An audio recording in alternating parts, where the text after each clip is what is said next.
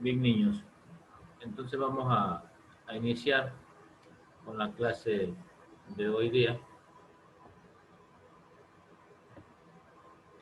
Una clase que tiene como tema principal lo que corresponde a los componentes internos y externos, hablando del computador. Entonces, componentes internos hay varios y los externos, pues también hay varios. Nosotros tenemos que aprender a identificar cada uno de esos componentes y además de identificarlo, conocer también su función, cómo se lo aplica, cómo se lo instala o cómo se lo ensambla. Entonces, como lo dije en la clase anterior, este semestre pues, ustedes van a tener que justamente trabajar en esa parte, cómo poder ensamblar un computador desde cero.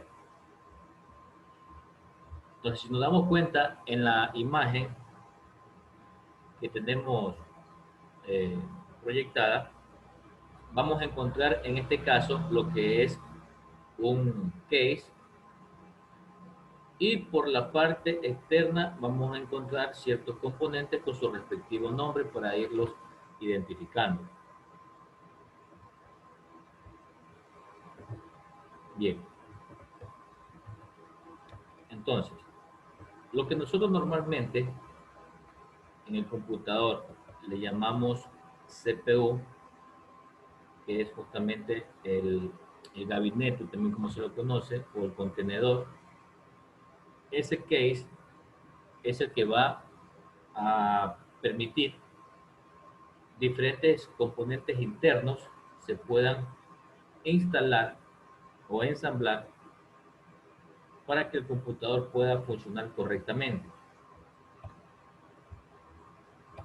Entre los componentes internos que vamos a encontrar nosotros, tenemos lo que es una fuente de poder, tenemos lo que es el cooler o el disipador de calor, tenemos el procesador o el microprocesador, tenemos la placa madre o conocida con su nombre de mainboard, una tarjeta gráfica, una tarjeta de sonido, la memoria RAM, el disco duro, los puertos USB, siendo un lector, lo que es la unidad óptica, que en este caso es el lector de CD o de DVD, y lo que es la caja, que en este caso acá nosotros los identificamos como gabinete, pero no nos olvidemos que el nombre original de esa caja es justamente que se llama case, ¿verdad? Ese es el nombre de esa caja. Entonces, por ese lado tenemos que tener mucho cuidado al momento de que nosotros querramos identificarla. Bien, en lo que son los componentes internos y externos, vamos a hablar un poquito de lo que es el hardware y lo que es el software. A recordar más bien estas dos partes. En la computadora o en lo que es la ciencia de la computación, tenemos dos elementos básicos que permiten que el computador funcione correctamente. En este caso me refiero a lo que es hardware y a lo que es software. El hardware, en términos simples, corresponde a todas aquellas partes físicas o materiales que nosotros podemos ver y tocar, como por ejemplo el monitor, el teclado, el mouse, el disco duro, una tarjeta de video, el CPU, un lector de código, una webcam, un escáner, una impresora. Entonces, todo eso que nosotros podemos ver y tocar es básicamente el hardware del computador. Y lo que corresponde a lo que es software, podríamos entender por software que es el conjunto de instrucciones que los computadores emplean para manipular y procesar datos. En otras palabras, todo lo que es software se refiere a sistemas informáticos o a su vez a programas. Programas que nosotros utilizamos en el computador, que lo instalamos y que lo manipulamos. O sea, programas y aplicaciones Programas y aplicaciones es lo mismo, Javier. o Una instrucciones. aplicación, una aplicación es un programa. ¿sí? Un programa y una aplicación básicamente es un software. Entonces, las instrucciones son dadas por nosotros los usuarios, ¿sí? Nosotros creamos, mediante un software, creamos otro software. Si en el software, el computador sería un conjunto de dispositivos físicos sin utilidad. ¿Por qué? Porque si no tuviéramos un software instalado en el computador, no pudiéramos ni siquiera utilizar el mouse o el teclado, realizar una impresión, realizar una videollamada por medio de la webcam, etc. Entonces, tienen que ustedes estar eh, bien conscientes de que el computador no funciona si no tiene un software instalado. Y a ese software me refiero a lo que es el software del sistema, que lo vimos en la clase anterior, que justamente hace referencia al sistema operativo. Si nuestro computador no tiene instalado un sistema operativo, no vamos a poder nosotros trabajar con otras aplicaciones o programas. Si yo no tengo instalado un sistema operativo, yo no puedo estar, en este caso, dándole clases a ustedes mediante una videollamada. Ingeniero, y una vez instalado, sí se puede desinstalar un software de un Claro, computador. correcto. Sí, Carlos.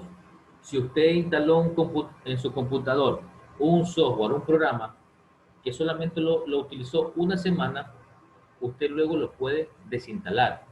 ¿Sí? Imaginémonos que usted instaló en su máquina el, el programa de AutoCAD y solamente lo instaló por una semana, porque iba a hacer un diseño, un plano, ¿sí? Entonces, después que cumplió ese tiempo, usted ya no lo va a seguir necesitando, ya no lo va a utilizar. Entonces, se lo debe de desinstalar. ¿Por qué? Porque primero, hay programas que al momento de instalarlo en el computador no son tan compatibles con nuestro sistema o con nuestro computador. Entonces comienzan a dar problemas de funcionamiento. Si yo veo que ya ese AutoCAD no lo voy a utilizar, entonces tengo que desinstalarlo. ¿Sí? Depende de la capacidad del computador, profe, porque Depende de puede la que se ponga muy capacidad, pesado. depende de la capacidad del computador, dos cosas. Tú lo dejas instalado o lo desinstalas, pero yo le recomiendo que mejor lo desinstale, porque nos están ocupando eh, almacenamiento, espacio en el disco, nos está ocupando, ¿sí? Y además de eso, nos está ocupando también lo que corresponde a la parte de rendimiento de la máquina. Entonces, ¿para qué yo voy a tener instalado un programa que no lo estoy utilizando? Entonces, recomendable que lo desinstalen, ¿sí? Muchas personas a veces, por ejemplo, tienen instalado, y se lo digo por experiencia propia, porque cuando he dado mantenimiento a computadoras, me he encontrado con este caso que se lo voy a explicar. Yo me he encontrado con máquinas que tienen instalado Office 2013 y Office 2016. Entonces, ¿para qué yo voy a tener dos veces instalado el Word? ¿Para qué yo voy a tener dos veces instalado el Excel, dos veces el PowerPoint? Si con una sola vez es suficiente, ¿verdad? Pero muchos usuarios, ¿qué es lo que hacen? Como desconocen esta parte, tienen instalado el Office 2013 y porque ya le dijeron que salió el 2016, lo que hacen es que lo descargan del internet y lo dejan instalado. Y tienen dos Office instalados en su máquina, y yo digo siempre, por gusto, porque yo para qué voy a utilizar un Word de dos versiones, si con uno es suficiente. Hay personas que instalan hasta dos antivirus en el computador. Y uno que viene preinstalado con el sistema operativo serían tres. Entonces, tanta seguridad con un antivirus por gusto. Porque primero, si usted tiene un antivirus, tiene que tenerlo con licencia para que le detecte todos los virus y lo pueda eliminar. Segundo, el nuevo sistema operativo Windows 10, digamos así, hablando del 10, ya tiene lo que es un software de antivirus instalado como es el Windows Defender, que es un antivirus que ya viene con el sistema, que solamente es de actualizarlo, ¿sí? Entonces, ¿para qué yo voy a tener instalado tanto antivirus? Me va a poner la máquina lenta. Y vuelvo y repito, siempre el antivirus tiene que tener licencia para que sea algo original y detecte todos los virus que deseen ingresar a nuestra máquina. Entonces, solamente ustedes instalen lo que necesitan. Y Javier lo dijo, ¿sí? Hacen que la máquina se ponga lenta. Entonces, por ese lado quiero que ustedes tengan eso ahí bien claro. Solamente de programas instalen lo que ustedes van a necesitar. Si necesitan un Office, instalen una sola vez el Office, el 2013, el 2016 o el 2019. Uno solo. Si ustedes quieren tener un antivirus, instalen un antivirus, pero por favor, cómprenle la licencia, porque un antivirus sin licencia solamente es algo gratuito por 15 o 30 días. Y de ahí para allá, olvídese que los virus comienzan a ingresar a su máquina. Si van a trabajar, eh, por ejemplo, con algún programa de diseño gráfico, si van a trabajar permanentemente con ese programa, ténganlo instalado. Pero si solamente lo van a utilizar por una semana o un mes, un tiempo determinado, después que termine el tiempo, desinstálelo. Porque todo programa exige requerimientos de máquina. Y más que todo lo que trabajan con diseño gráfico, lo que trabajan con la parte de arquitectura, el AutoCAD, esos programas hacen poner lenta la máquina, ¿sí? Porque son en términos técnicos de nosotros los informáticos le decimos que se pone pesada la máquina, ¿sí? Se pone lenta. Y a veces hay programas que son un poco incompatibles con el sistema que nosotros tenemos. Entonces, preferible, vuelvo y repito, que tengan instalado solamente lo que ustedes necesitan en su máquina. Y así su máquina va a trabajar de una forma más rápida.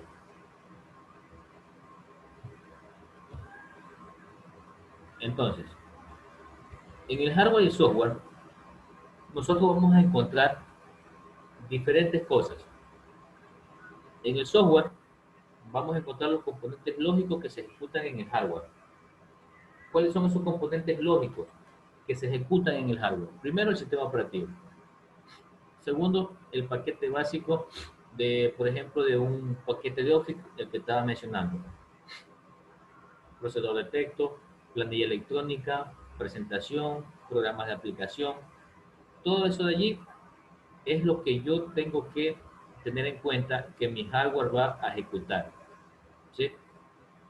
¿Por qué digo que mi hardware va a ejecutar? Porque si yo voy a instalar un programa, ¿en dónde lo instalo? ¿En qué dispositivo yo instalo mis programas? ¿Quién me lo dice?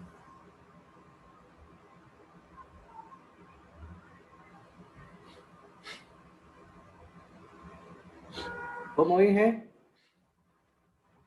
¿En qué componente o en qué dispositivo hardware yo instalo un programa?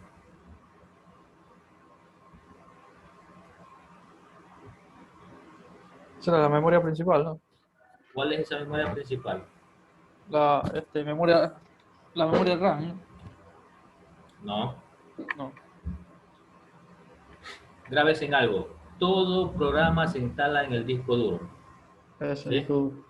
El disco duro es el dispositivo de almacenamiento principal de un computador, porque en él se instala, en este caso, todo lo que corresponde al sistema operativo y programas que usted vaya a utilizar.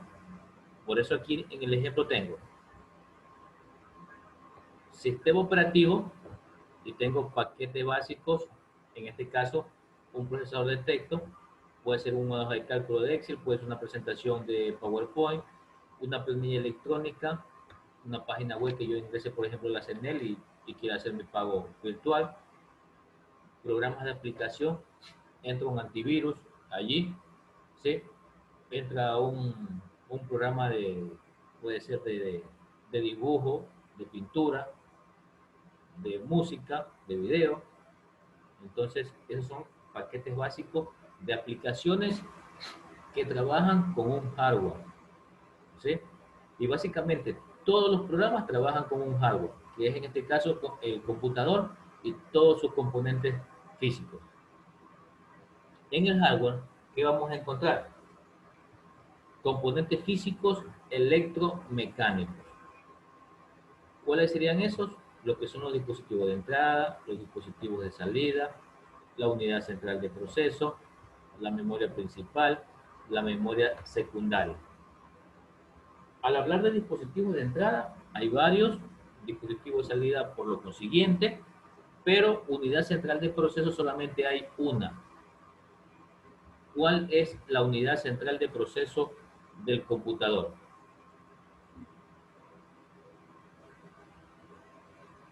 Pregunto, ¿cuál es la unidad central de proceso del computador? Así la memoria RAM. No, Carlos. La memoria RAM es una memoria aparte, que está más abajo de dice memoria principal.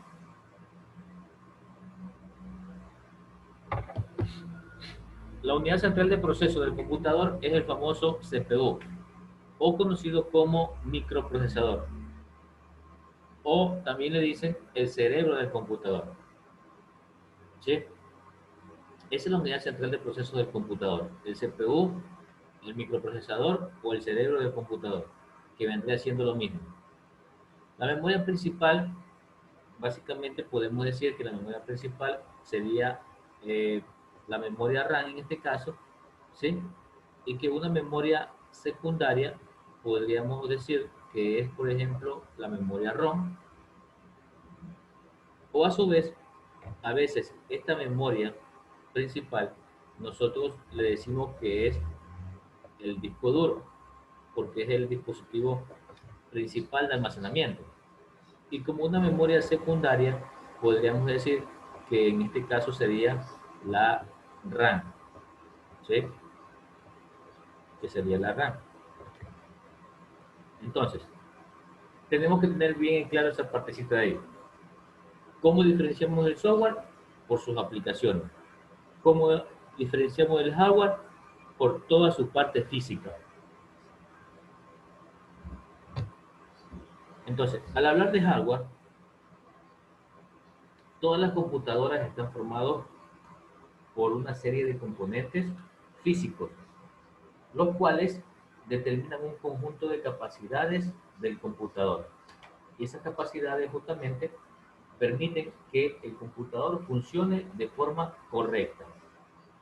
Por ejemplo, ¿cuáles serían esos componentes?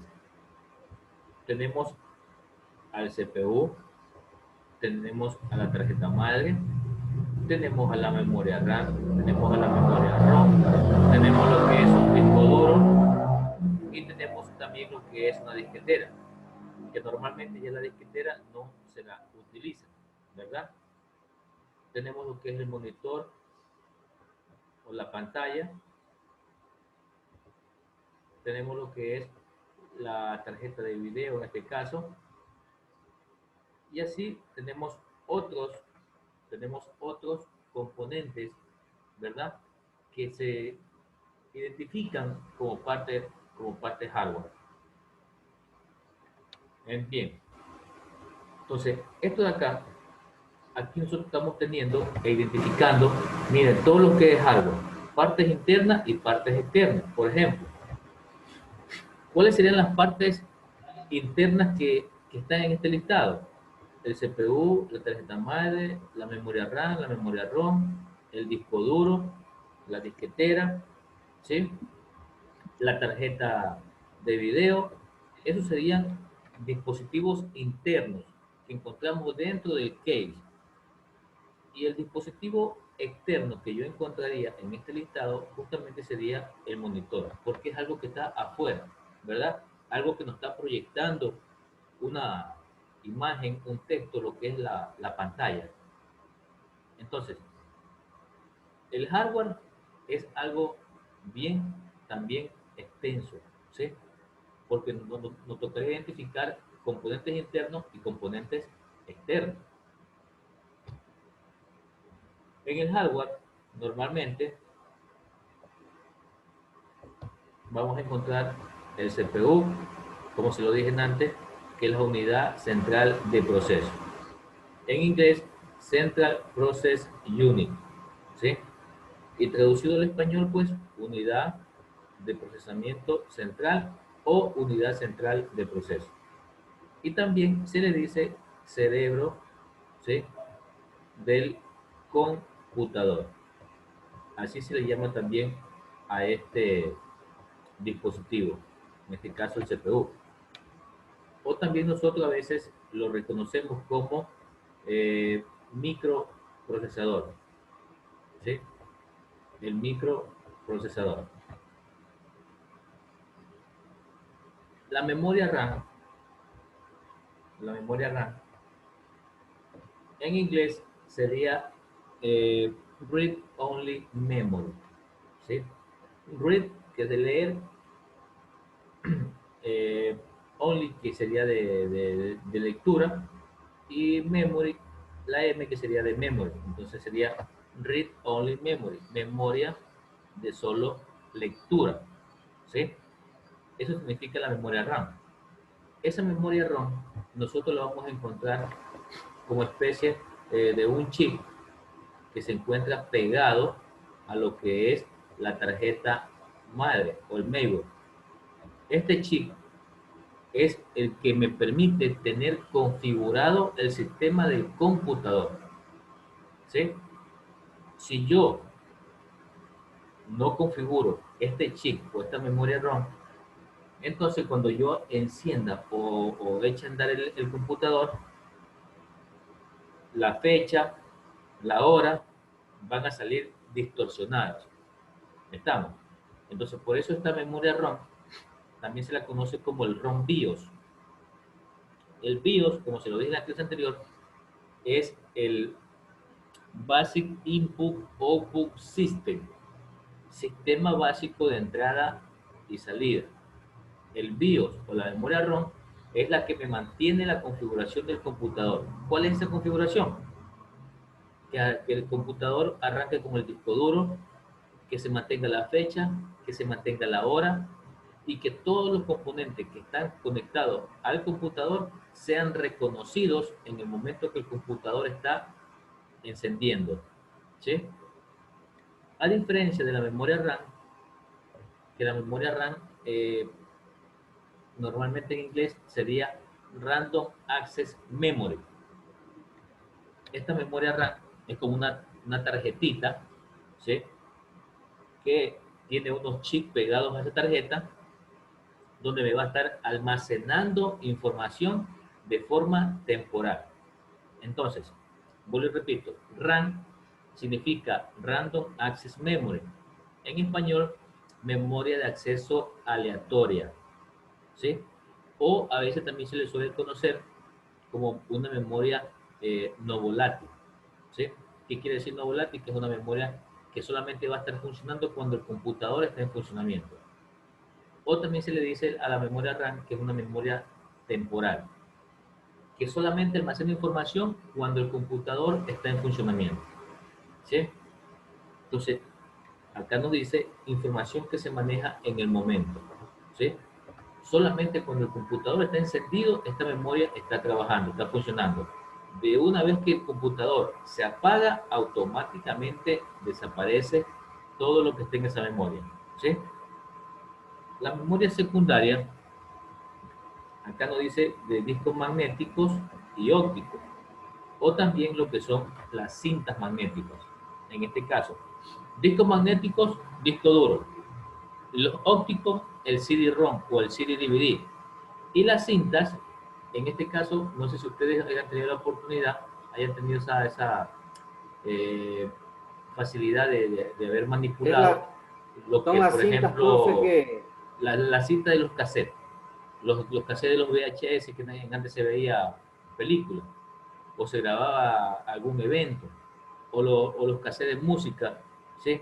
Esos cassettes de música que nosotros podíamos grabar allí, en este caso canciones, ¿verdad? O también habían filmadoras que trabajaban con estos cassettes que son de cinta. Y esas cintas lo que hacen es grabar también audio e imagen, ¿sí? Entonces, Como memoria secundaria también decimos que es información que se busca en elementos adicionales. ¿Cuáles podrían ser esos elementos adicionales? El pendrive, la tarjeta de memoria, ¿sí? La micro SD, que es una tarjeta de memoria que se coloca en los celulares, en los teléfonos, ¿sí? Entonces, miren que hay varias maneras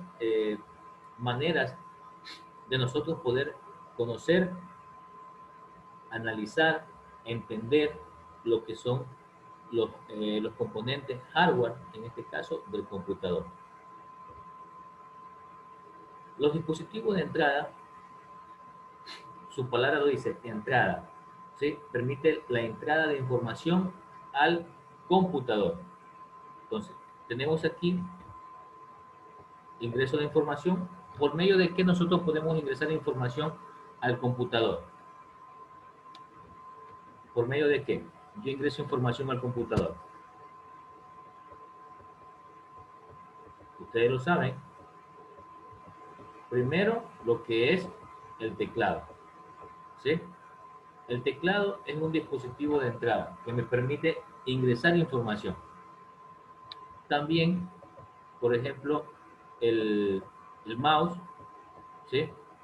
El mouse es un dispositivo de entrada. No me permite quizás escribir, pero sí me permite dibujar, sí me permite dar un clic, un doble clic, un clic derecho. Entonces, eso ya es una entrada, es una señal que ingresa al computador. Acá tenemos, por ejemplo, los sentidos, dice, ojos, oídos. Si hablamos de ojos, en este caso, podemos utilizar una webcam, ¿verdad? Una cámara. Podemos encontrar lo que es un lector, ¿sí? Un lector biométrico. Podemos encontrar, por ejemplo, micrófono, ¿sí? Micrófono. De salida, profe. No, entrada. Entrada, estamos los dispositivos de entrada. Teclado, mouse, webcam, lector biométrico, el micrófono, un lápiz óptico, un escáner. El micrófono no es de salida, profe. El micrófono es de entrada porque tú hablas, ¿verdad? Y esa señal que tú emites, esa voz, el computador la detecta y la envía a que sea procesada. Yo estoy ahorita aquí dándole una clase a ustedes, ¿verdad? Estoy hablando. Entonces, el micrófono me detecta lo que yo estoy, en este caso, hablando y la envía al sistema de procesamiento de datos, de información del computador, y la forma de salida sería que ustedes me están escuchando. ¿Y ustedes por dónde me están escuchando? En este caso, por los parlantes del computador, ¿verdad? Profe, y un escáner El escáner es de entrada, porque también, esa es de entrada, ¿no? permite capturar una imagen, un texto, y la guardas en el computador. Entonces, entró una información. Ahora hay impresoras multifunción que tienen escáner y que tienen para imprimir.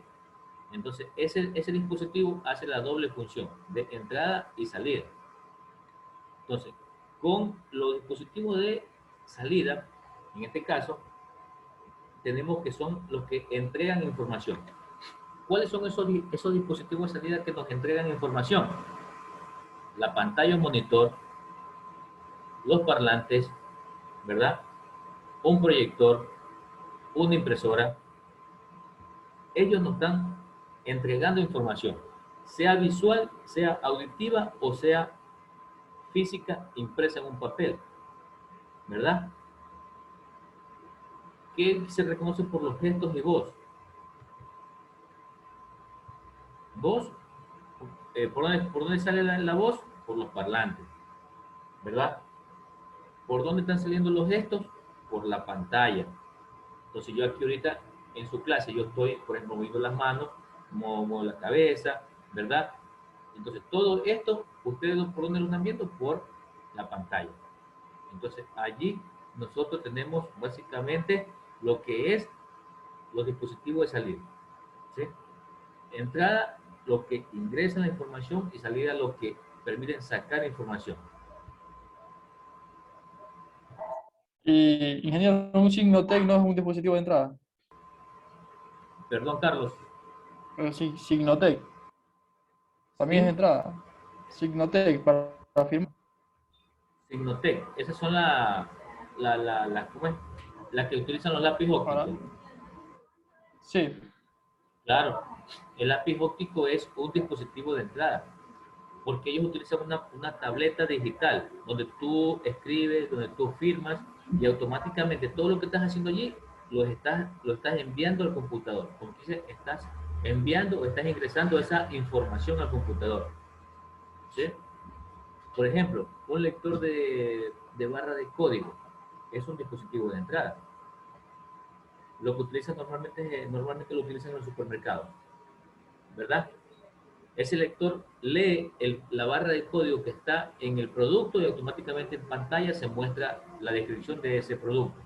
Entonces, el lector lee el código y esa información la procesa el computador, ¿verdad? Entonces, hay varios dispositivos de entrada, y que poco a poco nosotros lo vamos a ir conociendo, y ustedes en este caso también van a tener que de a poco ensamblar, armar, desarmar un computador. Bien, pregunta hasta aquí, niños. Preguntas hasta Este, aquí. eh, la verdad que en algunos uno no está muy familiarizado, a pesar de que uno siempre anda con las computadoras y todo eso, pero hay cosas que, por ejemplo, en este caso yo como que no desconocía prácticamente. Así es, Javier.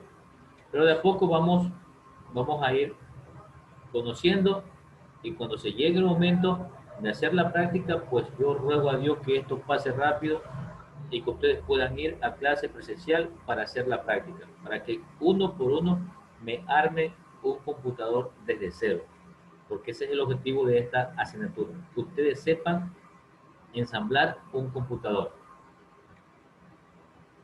Bien, ¿no hay alguna otra pregunta? Buenas noches, ingeniero. De mi parte, no. Hasta el momento lo que he indicado desde que entré a la clase está sin novedad, entendido. Listo, gracias, Pablo. Bien, entonces vamos a comenzar un poco a hablar y a conocer de los dispositivos internos principales del computador. Y uno de los componentes principales internos es el mainboard, ¿sí? O aquí también, como lo dice el texto, el motherboard, tarjeta madre. Motherboard significa tarjeta madre. Y cuando ustedes escuchen hablar del mainboard, main significa principal. Entonces, tarjeta principal, ¿sí? Bien, esta tarjeta normalmente es una placa de circuitos integrados, en la cual se inserta el procesador, la memoria RAM y otros componentes a través de los buses y la ranura de expansión. Los buses son los buses de datos, y la ranura de expansión son las que se colocan, por ejemplo, en las tarjetas gráficas, la tarjeta de sonido, tarjeta de audio, ¿sí? En este caso, tarjetas bueno, ya lo dije, tarjeta de video, tarjeta de audio o sonido, que es lo mismo. Pero también existen las tarjetas de red, las que se utilizaban antes, que había que estarla colocando dentro del case para poder tener internet. Pero ahora ya nosotros, en todos los mainboards, ya viene la tarjeta de red pegada a la placa. Ya no hay que estarla comprando y estarla, en este caso, pues colocando, ¿sí? Entonces, esta tarjeta madre es la base para comenzar a armar un computador. Por eso yo le decía, es la parte principal del computador, porque en ella se van a colocar algunos dispositivos internos. Las ranuras de expansión permiten conectar, por ejemplo, la tarjeta de sonido, en este caso va a reproducir audio o un sonido, el modem, la tarjeta de modem, en este caso es una fax, le conocemos como fax modem, que fue la primera tarjeta que permitió que nosotros podamos navegar en internet. La tarjeta de video, que son para mostrar imágenes en la pantalla. Normalmente nosotros ya esa tarjeta la conocemos también, ¿sí? Entonces, miren, ahí tenemos una imagen, una gráfica de lo que es una tarjeta madre, una placa madre, o un mainboard o un mainboard, ¿verdad? Entonces, todo este cajón, ya yo se lo he repetido algunas veces, ¿sí? Que tiene, en este caso, un nombre específico llamado case. Todo lo que está dentro del case son los componentes internos. Y allí vamos a encontrar nosotros varios componentes, ¿sí? Desde una batería, que es algo muy importante que nosotros tenemos que tener en el computador. ¿Por qué? Porque esta batería es la que me permite que el sistema del computador no se pierda. Es como los relojes. Si usted le quita la batería al reloj, la pila, la hora se estancó. No va a seguir funcionando el reloj, ¿verdad? Asimismo el computador. Si no tiene una pila, automáticamente el reloj del computador y la fecha del computador se van, en este caso, a descontrolar. Vamos a encontrar también lo que es un ventilador o a su vez, en este caso, una fuente digamos, de poder, ¿sí? O también hay un ventilador que nosotros le decimos cooler, que es un disipador de calor que se coloca sobre el CPU o el microprocesador. Vamos a encontrar también justamente el microprocesador, que es el CPU, ¿sí? La memoria o el cerebro del computador. Vamos a encontrar los conectores de expansión, que son estas ranuras que están aquí, que se la conocen normalmente como bancos de memoria RAM, ¿sí? Acá también, mire, acá nos está diciendo módulo de acceso a la memoria RAM, ¿sí? Acá nos dice procesador digital de audio. Este chip que está acá, módulo de memoria ROM. Esta memoria que está acá. Conexión para unidad de disco. Los famosos conectores, en este caso existen los SATA, en antes se conocían como IDE. Lo que es conexión para unidades periféricas, un disquete, un disco duro, ¿sí? Conexión para video, conexión para red, tarjeta de red, conexión para el teclado, los puertos USB o los puertos PS2, conexión para el modem o la tarjeta de fax modem, ¿sí? O la tarjeta, en este caso también se llama tarjeta de red, conexión para la impresora, que son conectores para, en este caso, conocidos como LPT1, cuando eran otro tipo de conexión. Y ahora, normalmente las impresoras se las conectan por medio de los puertos ya USB. Vamos, circuito impreso. El circuito impreso es toda la placa madre, por si acaso, ¿sí? Todo lo que es la placa madre es el circuito impreso. La unidad de disco duro, ¿sí? Aquí está el disco duro, que es un dispositivo interno también. La unidad de disco flexible, que en este caso pues es el famoso disquete, ¿sí? Entonces miren, ahí tenemos varios componentes que van inmersos o insertados, ensamblados en la placa madre. Y eso es lo que ustedes tienen que aprender en este semestre. A armar, a ensamblar pieza por pieza o componente por componente en cada lugar específico donde le corresponde.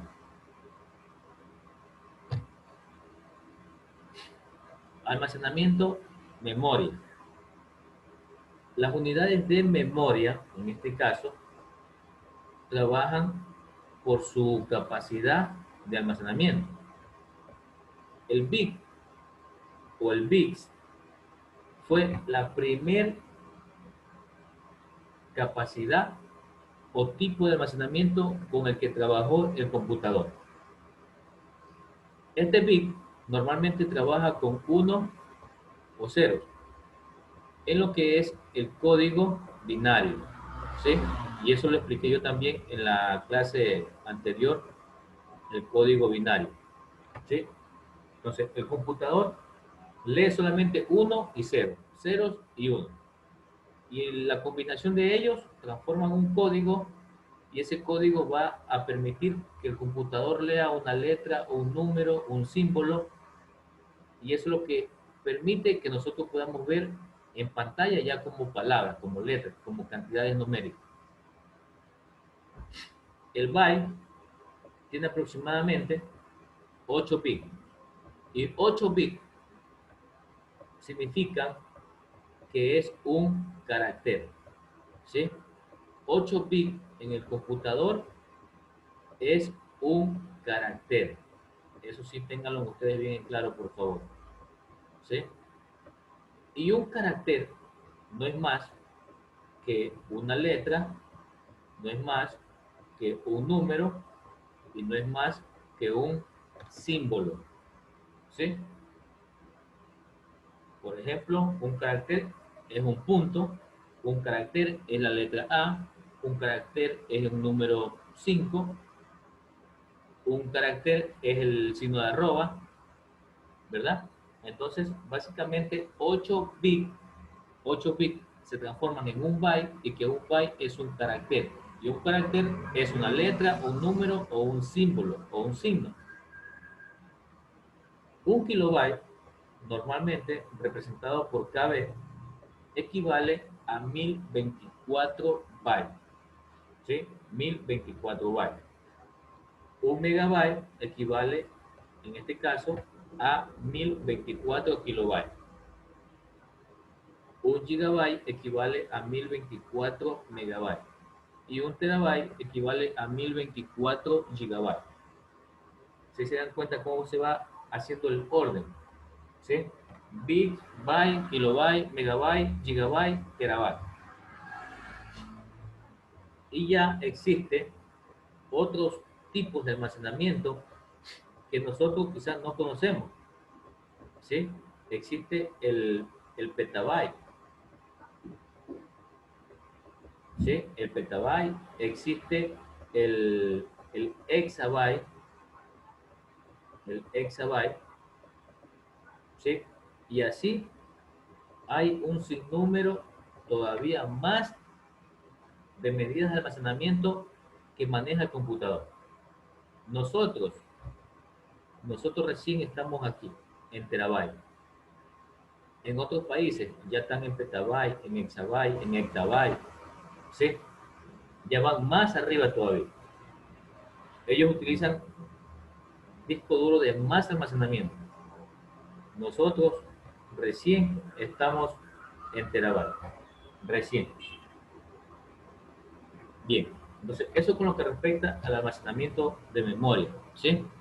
Y acá vuelvo a hacer hincapié en lo que es la memoria RAM, ¿sí? Y la memoria ROM. La memoria RAM, un acceso aleatorio, permite al computador almacenar información que la CPU está accediendo frecuentemente y necesita para operar. Por ejemplo, información de un programa, instrucciones, datos, etc. Entonces, todo lo que el computador está procesando, primero se almacena en la memoria RAM. Y la memoria RAM pasa a lo que es el procesador, ¿sí? Por eso siempre dicen que a más memoria RAM tenga su computadora, el procesador va a trabajar de una forma más rápida. La memoria RAM, que es una memoria de solo lectura, contiene la información preinstalada, la cual es imposible modificar o borrar por completo. Entonces nosotros no podemos borrar lo que está en esa memoria.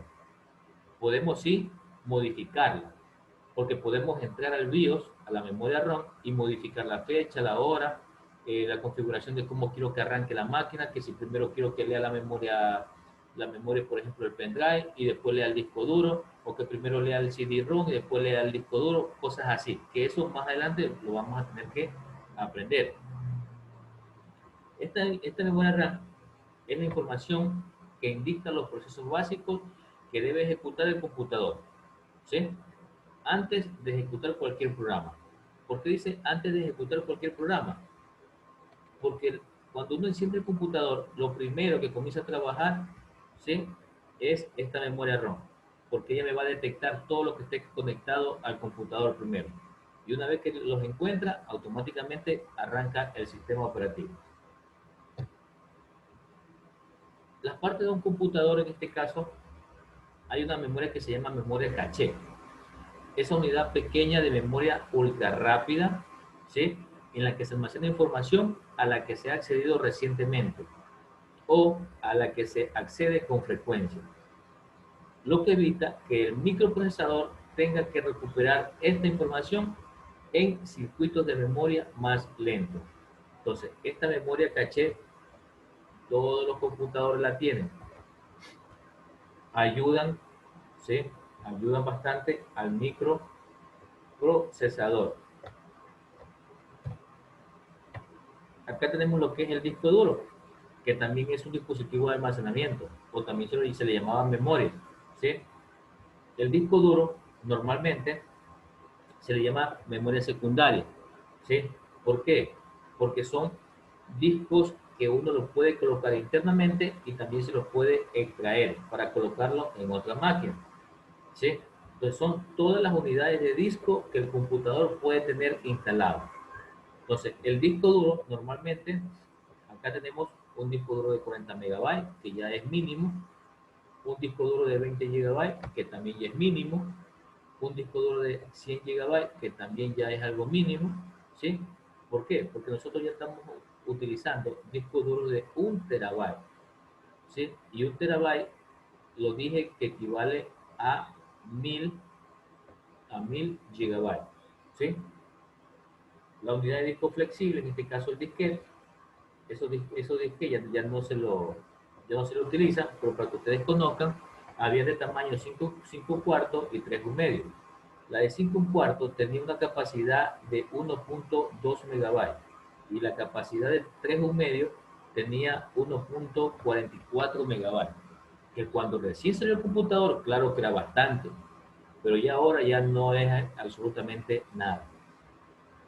Los CD-ROM, los discos compactos, ¿sí?, normalmente pues tienen un tamaño de 700 megabytes para guardar información que usualmente nosotros es poca la que utilizamos.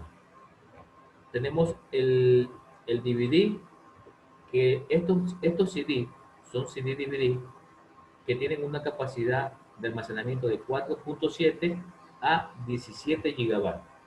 Entonces, estos discos se los estaba utilizando bastante cuando comenzaron a salir las películas en DVD, ¿sí? Había DVD que eran de 4 GB, de 8 GB, y almacenaban más información en lo que correspondía a video, ¿sí? Y las cintas magnéticas, que normalmente, como lo dijo antes Javier, son las cintas que se utilizaban pues para grabar audio, para grabar video, ¿sí?